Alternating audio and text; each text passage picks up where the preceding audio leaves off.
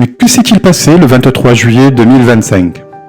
Le 23 juillet 2025, 47 adolescents juifs français en voyage scolaire ont été débarqués d'un avion Vueling à Valence, en Espagne. Le motif ? Comportement conflictuel, cris, refus d'obéir, manipulation de matériel de sécurité. Mais un élément clé a émergé. Une vidéo tournée à l'aéroport montre clairement les jeunes très turbulents, bien avant l'embarquement. Bruit, agitation, non-respect du calme dans la zone d'embarquement. Les faits confirment que le problème n'est pas inventé. La compagnie Vueling et la Guardia Civile affirment donc que leur décision était strictement liée à la sécurité. Cependant, des voix s'élèvent. Pourquoi débarquer tout un groupe collectivement ? Pourquoi parler d'antisémitisme alors que des faits objectifs sont établis ? Le gouvernement israélien crie au scandale alors que les juifs sont de nationalité française. Cherchez l'erreur. Les associations parlent d'humiliation antisémite.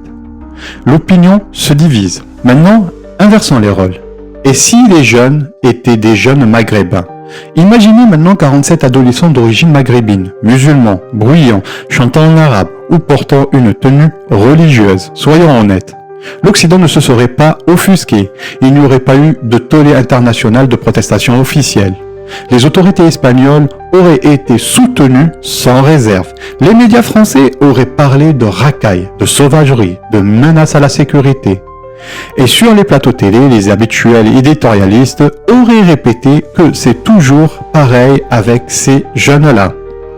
Car le combat médiatique et politique en Europe et surtout en France est largement orienté contre les musulmans. On ne défend pas les jeunes maghrébins, on les accuse, par défaut. On justifie tout au nom de la laïcité, de l'ordre, ou pire encore, de la lutte contre l'islamisme.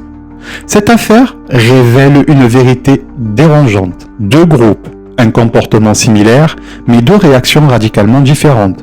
Quand ce sont des juifs visibles, on parle de discrimination. Quand ce sont des musulmans visibles, on parle de sécurité, de responsabilité, de bon sens républicain. L'inégalité de traitement n'est plus un soupçon, c'est un système. Alors, ouvrez les yeux, déconstruisez les récits dominants, refusez la hiérarchie entre les discriminations. Partagez ce post si vous avez assez de ces deux poids, deux mesures. Taguez quelqu'un qui doit entendre cette vérité. Commentez.